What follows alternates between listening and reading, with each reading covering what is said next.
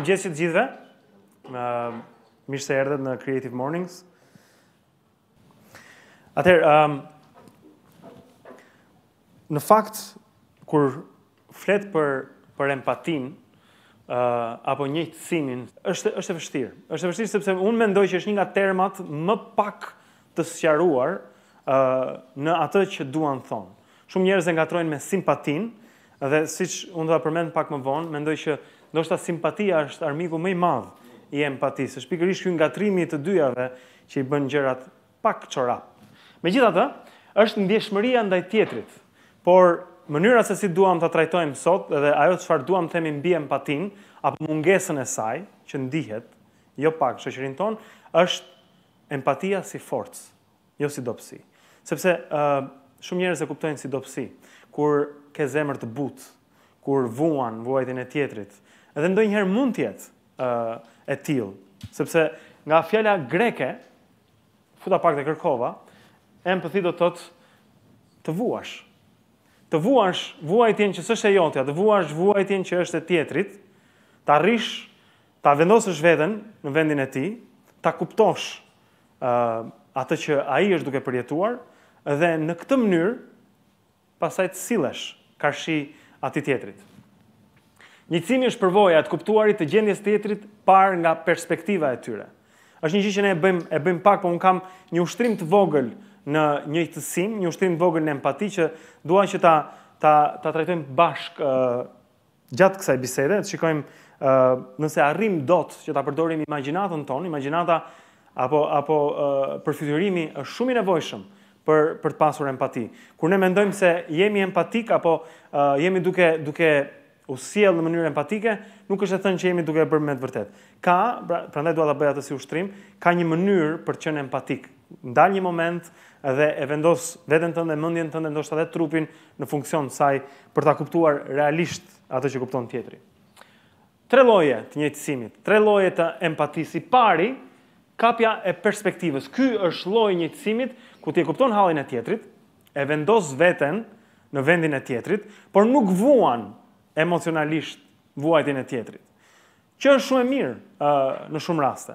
Për shkak se, po e zëm, nëse ka një varg që mbytet apo një aksident që ndodh, ai që është empatik e kupton që duhet ndihmoj, por nuk mund të rrit qaj të vuaj, antje sepse ka nevojë që të veproj pikërisht atëherë për të shpëtuar jetë njerëzish. Kështu që thot, okay, mund të ishte fëmia im, mund të ishte makina ime, mund të ishte familja ime që rrezikohet, kështu që unë do të ndal makinën time në rrugë, do shkoj, do ndihmoj. Një lloj tjetër empatie është shqetësimi personal. Këtu janë ata njerëz që janë shumë të ndjeshëm, e kanë shumë të zhvilluar empatinë e tyre, por këta vuajnë bashkë me vuajtjen e tjetrit, ndonjëherë paralizohen prej kësaj vuajtje. Thonë për shembull që në këto klinikat e fundit të jetës, ku pacientët shkojnë për të vdekur, hospice, quhen në anglisht, dihet që janë smur terminal, shumë nga këto infermieret, mjekët, shërbyesit që punojnë në këto vende, duhet jenë empatik, duhet ta kuptojnë ndjesinë e tjetrit. Unë kam rënë edhe nga përvoja personale, një problem që kemi patur me nënën time, për shembull, që një nga gjërat që bënte një ndryshim thelbësor në mënyrën se si tjetri ndjej, ishte mënyra se si mjeku të flet. Është ka mbjetuar kancerin e gjirit dhe ka pasur përvoja me të, qoftë në Tiranë, qoftë në Boston. Dhe trajtimi ka qenë si nata me ditën. Në mënyrën e të folurit, në mënyrën e të shprehurit, në mënyrën e dhënies lajmit, në mënyrën e përshkrimit të një prognoze apo diagnoze se çfarë do ndodhi më pas. Kështu që aty fillonte ndryshimi, tek mënyra e të shprehurit, sepse empatia vjen është e brendshme, është e trupit. Shqetësimi emocional është ai lloj i një shqetësimit i tretit, pra, ku ti e kupton dhe ndjen shqetësimin e tjetrit dhe i përvetëson ato duke i kthyer në motivim për të ndihmuar. Ky është sensi më i mirë i empatisë. Ku ti shqetësimin e tjetrit e kthen në shqetësimin tënd. Po pa u paralizuar, pa u tronditur. Por është si ai që natën ka vështirësi të flej, sepse ka ca përgjegjësira në punën e vet, apo ca njerëz për të ndihmuar, kështu që i trazohet gjumi prej halleve të tjerëve. Nuk flej qet. Tu do të hym pak te kjo pyetje që unë kam mbajtur në xhep, që ti bëre sot mëngjes, a ka lindur njëjtësimi me njeriu apo përfitohet nga inteligjenca? Në opinionin tim, ka lindur me njeriu. Frans de Waal, që është një shkencëtar dhe mendimtar hollandez, ka shkruar një libër që quhet The Age of Empathy, apo epoka e njëjtësimit, e empatisë, ku ai shprehet ndër tjera që empatia, kjo aftësi për ta vënë veten tek këpucët e tjetrit, në vendin e tjetrit, është e lindur, është e trashëguar, madje është një nga gjërat që natyra apo Zoti ka vendosur tek ne në mënyrë që të na e bëj jetesën më të mundur, bashkëpunimin më të mundur. Njeriu ka lindur me empatinë. Empatia është ajo çfarë sjell solidaritetin, është ajo që sjell bashkëpunimin, marrëveshjen njëri me tjetrin. Dhe është ajo shpreha, njeriu për njeriu është ujk. Unë kam vënë një pikë pyetje në fund. A është ujku për ujkun ujk? Nuk më rezulton. Ujqit bashkëpunojnë, janë kafshë tufash. Ujku nuk e ha ujkun. Kështu që shpreha është teknikisht e gabuar, njeriu për njeriu është ujk. Ujku për ujkun është ujk, po është ujk i mirë. Kështu që edhe njeriu e ka empatinë të lindur edhe e ka të brendshme. Na shkaktohet, po zbulohet, nga ato që quhen neuronet pasqyrë. Libër tjetër është Kush jam unë dhe nëse po sa shumë, nga një autor gjerman, kam lexuar para ca vitesh, fliste për këtë. Dhe tani po flasin akoma më shpesh. Nëse keni parë një film horror, për shembull, ose në mos qoftë horror mund të jetë një romancë, shumë prej nesh kanë qarë me filmat, sepse personazhi në film vdes apo ka një tragjedi. Shumë prej nesh kur ai protagonisti i filmit është përballë një rreziku apo diçka e kanoset, mund të bëjmë dhe ne ato shprehjet që kujdes, bobo. Gjitha këto janë shprehje të neuroneve pasqyrë. Ti mund të shikosh një aksident apo dikë që pret gishtin për shembull dhe ja bën kështu, sikur ti e ke përjetuar atë dhimbje. Neuronet pasqyrë bëjnë që ne të ndjejmë atë që të tjerët janë duke ndjerë. Dhe ne reagojmë sikur të ishim ne ata. Edhe pse e dimë që është një film, prap mblidhemi në divan, prap ndjejmë terrorin edhe frikën në një film horrori, sepse neuronet pasqyrë na vendosin në vendin e tjetrit. Unë mendoj që njeriu e ka empatinë brenda. Vetëm se në kohët kur ne jetojmë, në adheun ton sot, por gjithashtu në shumë vende të botës, po predikohet diçka tjetër. Predikohet ajo si thua, metoda e agresivitetit, e pushtetit, e paras dhe e dhunës. Unë e vërej për shembull në Shqipëri që ajo çfarë po mësojmë më të rinjve është shumë shpesh defektoze.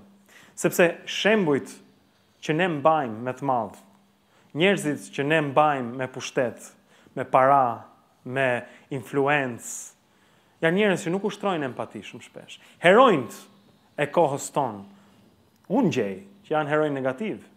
Nuk e di se çfarë duhet të mendoj i mbir për shkakun që është 4 vjeç e gjysmë, apo dikush që është pak më i madh në moshë. Kur dëgjon në klasë thon, ky është i Zotit, ky ka vjedhur, ka bërë namin dhe ja ku është, si hyri gjëm në këmbë, sepse ka akumuluar pushtet, ka sunduar mbi të tjerët, ka imponuar vullnetin e vet. Ndoshta e ka vrarë, por nuk e dim, nuk e themi dot. Por nuk kemi shumë shembuj të njerëzve që janë empatik, njerëzve që vetë sakrifikohen. Sot për shembull ne fëmijët i çojmë në shkolla nga më të mirat që mundemi. U mësojmë anglisht, u mësojmë gjermanisht, u mësojmë kompjuterin, u mësojmë gjitha këto gjërat e tjera, por nuk u mësojmë vetë sakrifikimin. Nuk u mësojmë karakterin, nuk u mësojmë çfarë është thjesht i njerëzishëm. E gjitha këto gjërat e tjera. Ne mendojmë që duke i pajisur fëmijët me gjitha këto vegla, do i pajisim ata për jetën, do i bëjmë njerëz më të gatshëm për nesër. Po nuk u mësojmë këtë pjesën tjetër. Ka 2 njerëz brenda secilit prej nesh. 2 Adam që luftojnë me njëri tjetrin. Ka midis secilit prej nesh ndjenja empatike dhe ndjenja egoiste. Këto janë në një luftë konstante me njëra tjetrën. Ato zgjedhim që të bëjmë atë çantën e madhe me para, të ushtrojmë presionin, agresivitetin, pushtetin, paran, të kemi vilat, ku diun se çfarë, charterat e gjitha këto gjërat e tjera, apo do të kuptojmë tjetrin. Do ndërtojmë një shoqëri që është më empatike. Moda na sugjeron që kjo e fundit është çfarë duhet zgjedhim. Kjo e pushtetit, kjo e paras, kjo e modeleve që na jepen, por njëjtësimi, njohja e tjetrit, vënia e vetes tënde në vendin e tjetrit, kuptimi i vuajtjes tjetrit është jetik. Është jetik për specien. Është çfarë ka ngritur njeriu në këmbë, është çfarë ka zbritur njeriu nga pema, është çfarë ka bërë atë që të dështoj, e të mësoj, por edhe të bashkëpunoj me tjetrin. Kështu që ne kemi në një farë mënyrë kam dhënë këtë përgjigje, sepse nuk e dija që kjo pyetje do të bëj. Tani një ushtrim i vogël. Një ushtrim i vogël në njëjtësim, një ushtrim i vogël në empati.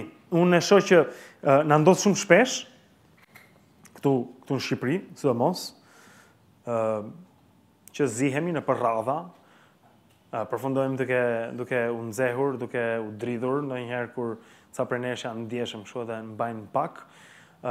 Po imagjinoni për shembull, ta ankohesh për faturën, unë ja kam futur kot të kablorit, apo të bankës, apo të telefonit celular, të vjen një faturë dhe nuk është ajo që ti ke shpenzuar. Sot lexoja një çift në Oregon kishte marrë një faturë $2 milion nga ata kompanisë celularëve që ishte shumë më shumë se sa ata kishin shpenzuar, 120 kishin shpenzuar gjithsej.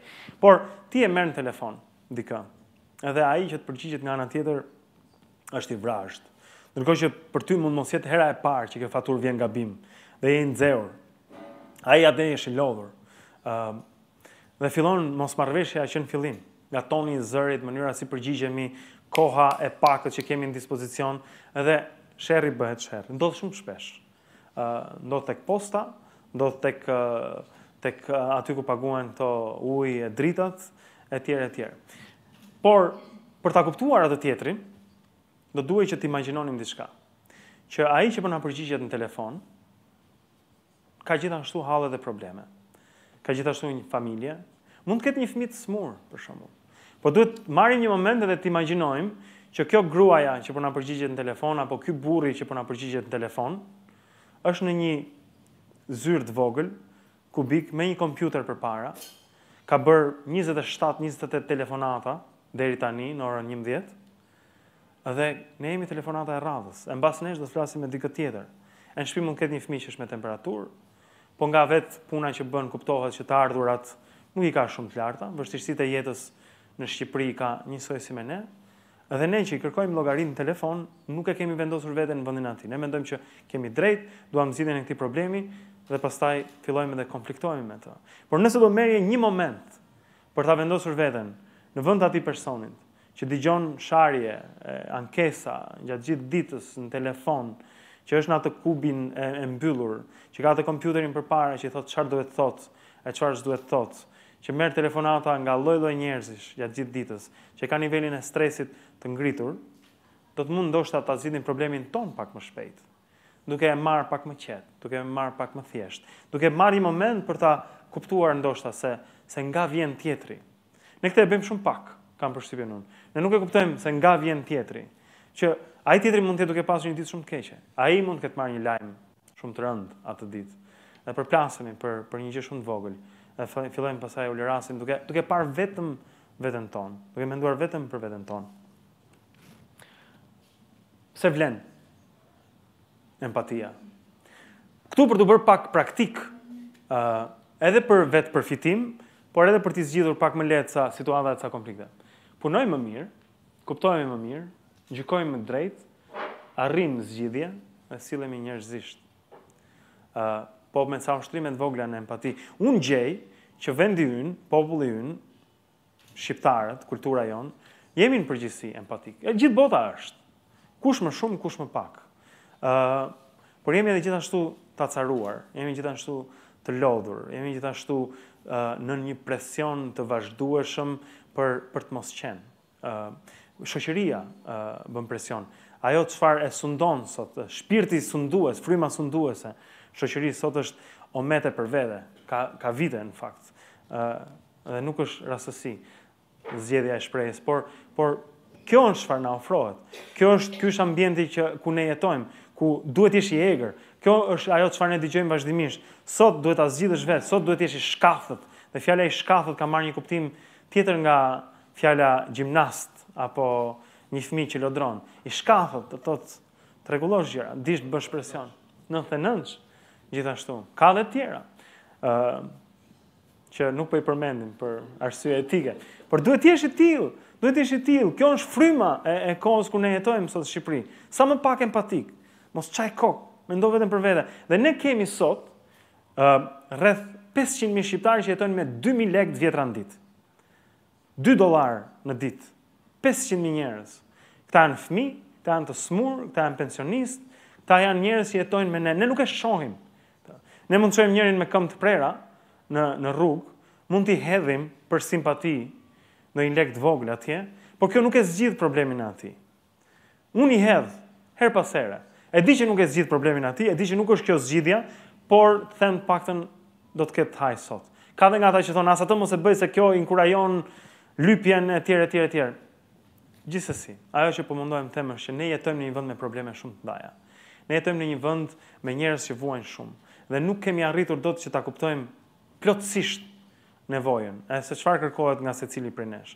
Ne jetojmë në një vend ku mediat janë fokusuar vetëm në një drejtim. Ke konferenca shtypi në një parti, bubum, gjithë mediat atje. Ke një deklarat nga një lider, gjithë mediat janë atje. Dhe ka kaq pak vëmendje, kaq pak emisione empatike. Mund t'i numërosh me gishtat e një dore. Njerëz që merren me probleme reale shqiptare. Jemi të lodhur, kemi problemet tona, sigurisht. Mos e shiko këtë, isha ajo njerëz të humbur, nuk e shikoj dot atë, thoshte nëna ime se po ta shikoj atë emision njerëz të humbur, pastaj filloi çaj për vete, e bëhem keq, e bëhem ashtu. Dhe kemi kaq shumë politikan që dalin në televizion në të gjithë stacionet çdo ditë, shumë herë në ditë. Se shumë fishohen gjërat. Mund të jenë 20 kanale, secili nga ka 5-6 edicione lajmesh. Kështu që ajo intervistë, ajo dalje e X-it apo Y-it politikan multiplikohet, shumë fishohet dhe bombardohemi me këto imazhe. Një nga gjërat që unë gjeta më qesharake ishte në përcjelljen e ndjerës Vaçezela, kur këngëtarja famshme vdiq dhe kronika e një televizioni shumë të rëndësishëm të vend kishte 4 prononcime për vdekjen e Vaçezelës. Edi Rama, Sali Berisha, Lulzim Basha dhe Ilir Meta. Folën do të thosha, asnjë nga ata që kanë kënduar me Vaçën nuk patin ndonjë gjë për të thënë.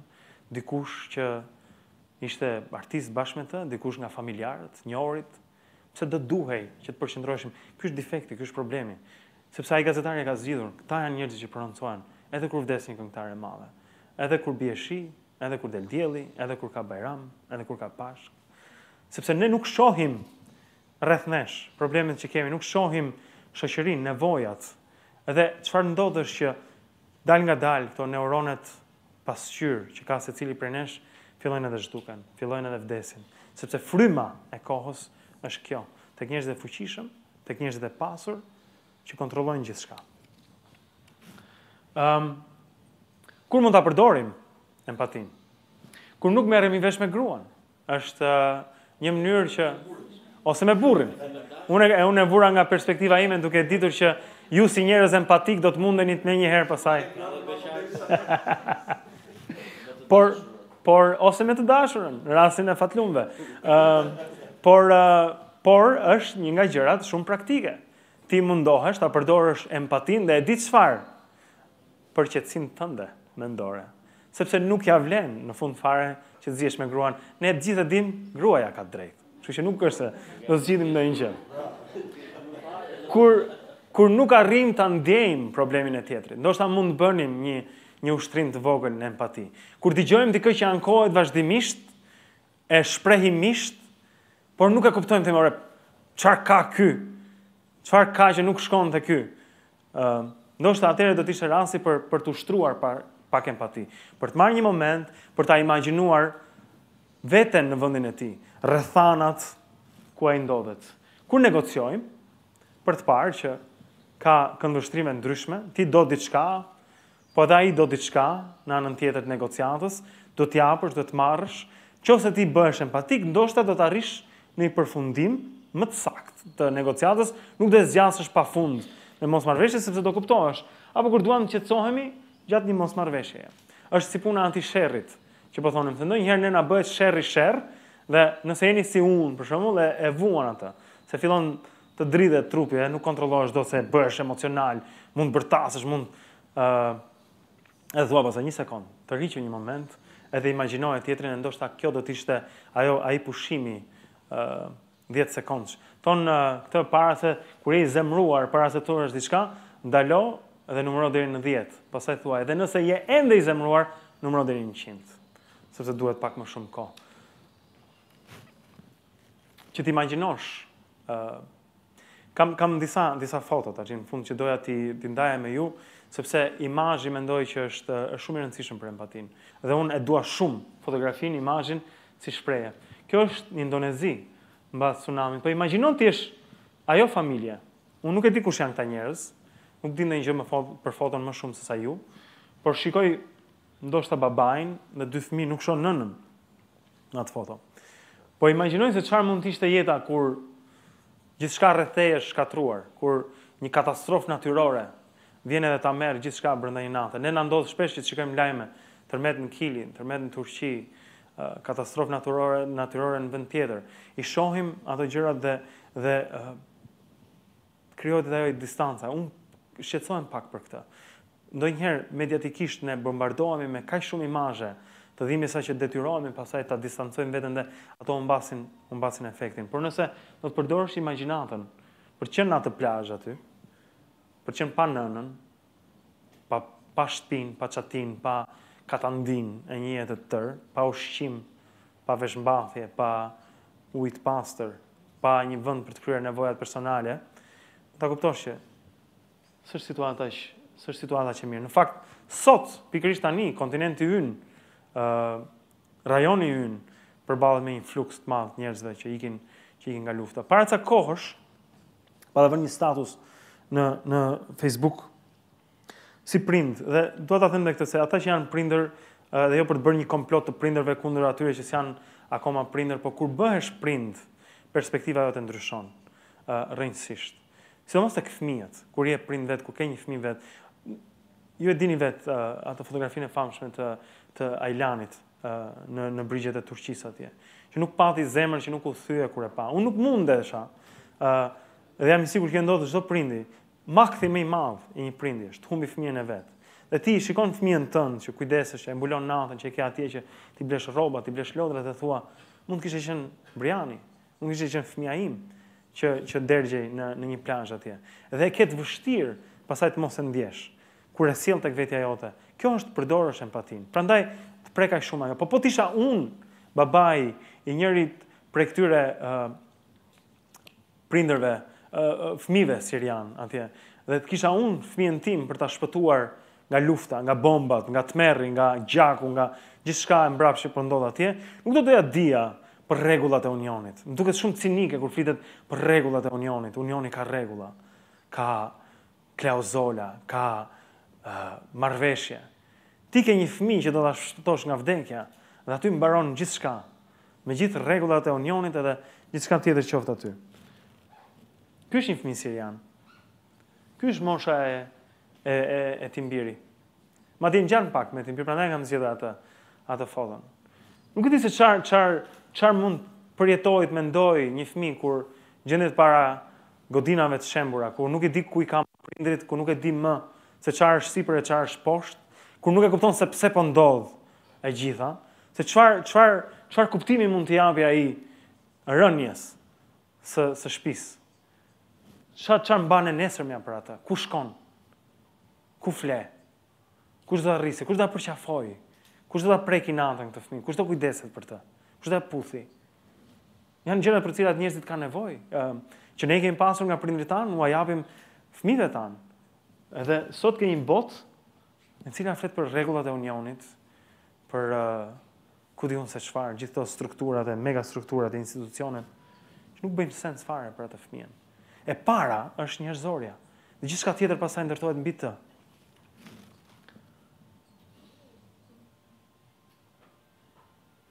Kjo është një tjetër. Foshnja ka shpëtuar, fatmirësisht.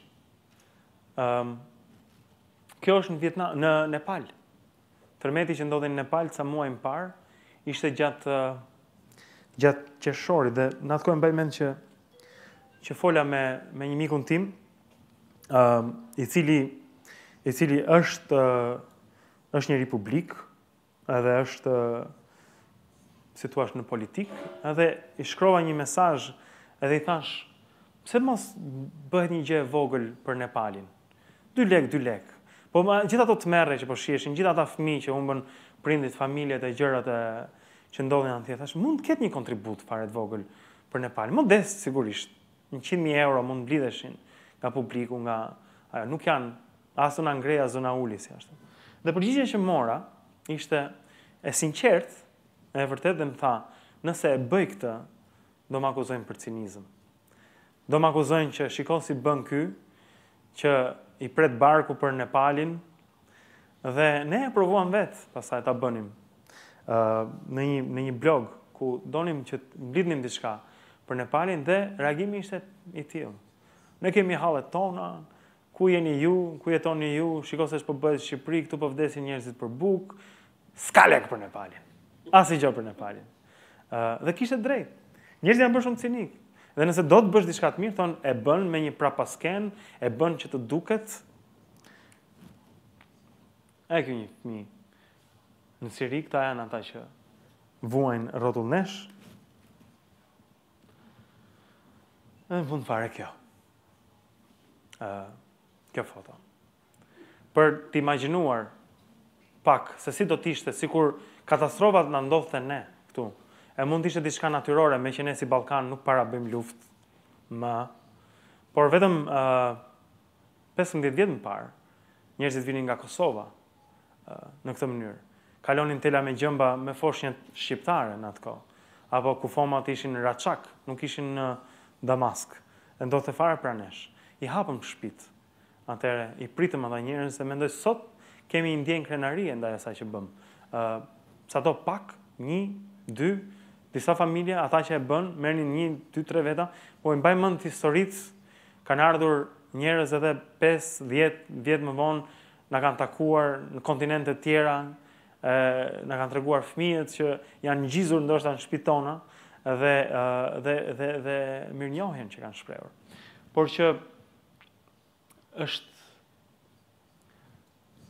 është e lehtë po ta imagjinosh te vetja jote, është e lehtë po ta përjetosh si gjën tënde. Duhet ta vendosësh veten në vendin e tjetrit.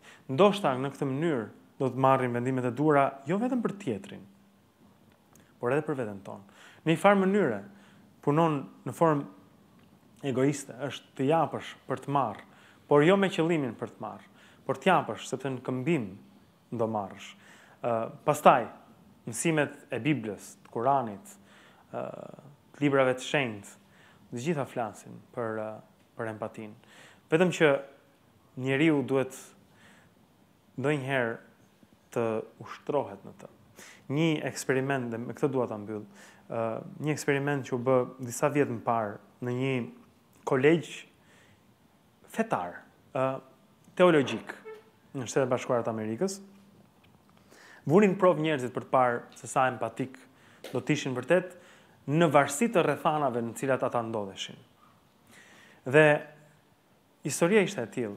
Studentëve të teologjisë, që e njohin shumë mirë Biblën, u kërkohej që nga godina A ku ndodheshin, të shkonin në godinën B, që ndodhej jo fort larg, rreth 100 metra larg, ku i prisnin një grup fëmijësh, të cilëve fëmijë, këta student, do duhet të tregonin historinë e Samaritanit mirë. Tani për ata që se dinë, Samaritani i mirë është ai që ndalon rrugës, ku dikë e kanë grabitur dhe e kanë lënë për të vdekur në kanal, dhe e merr këtë të panjohurin, e hypën në mushkën e vet, e çon tek një hanxhi dhe paguan, thotë kurojeni këtë njerëz në mënyrë që ai të jetojë. dhe pastaj ikën punëve dhe askush nuk e merr vesh se kush ishte ky samaritani i mirë, vetëm nga aksenti dije që ishte samaritan. Tani kjo është historia e njeriu që ndalon rrugës për të panjorin, e merr dhe paguan për ta shëruar. Dhe këtyre djemve u thuhet, shko pra dhe tregoja këtë histori atyre fëmijëve dhe fabulën, kuptimin e saj. Mirë po, tek rrugina që lidhte dy godinat kishin vendosur dikë. Ky ishte eksperimenti për cilin këta nuk dinin gjë. Kishin vendosur një njerëz që rrinte shtrirë, sigur e kishin grabitur, sigur e kishin rrahur dhe rënkonte. Praktikisht ishte samaritani i mirë që po ndodhte, ishte në rrugën e tyre për atje. Një grupi ju tha që shkoni atje dhe fillon në orën 10 çerek, kështu që keni 30 minuta kohë. Ju shkoni avash avash. Kurse grupi tjetër ju thuaj, shkoni atje se fillon për 2 minuta. Tani, kështu që me vrap. Ata që shkonin me vrap nuk ndalonin. Në 70% të rasteve, ata që s'kishin kohë, sepse duhet shkonin tregonin këtë histori që po ndodhte aty para këmbëve tyre, nuk ndalonin. Madje pati nga ata që ka përcyen me hap njeriu që rinte shtrirë atje. Dhe shkuan treguan historinë. Ata që kishin kohë ndalonin. Që do të thotë që rrethanat tona, edhe kur e dim që do shkojmë tregojmë samaritanin e mirë, dhe kur jemi të ingranuar mendrisht në historinë e ndihmës ndaj atij që ka nevojë, rrethanat na diktojnë. Ora, minuta, 2 minutat, s'kishte kohë, nuk e bënte dot. Ai që kishte kohë e bënte. Që do thotë që merr sa do ta dish, sa do i përgatitur të jesh, edhe në qoftë studenti teologjisë, rrethanat ndonjëherë diktojnë. Çështja është si të ngrihesh mbi rrethanat, si ta kapërcesh veten, unin. Dhe kjo bëhet me ushtrim, në empati. Kështu që unë mendoj që nuk është gjëja që vjen më natyrshëm, sepse ajo që vjen më natyrshëm është simpatia, thua sa gjuna, sa keq, e ta lësh me aq, por kërkon një ushtrim, një ndalim, 1 minutë për ta kuptuar tjetrin në empati. Faleminderit.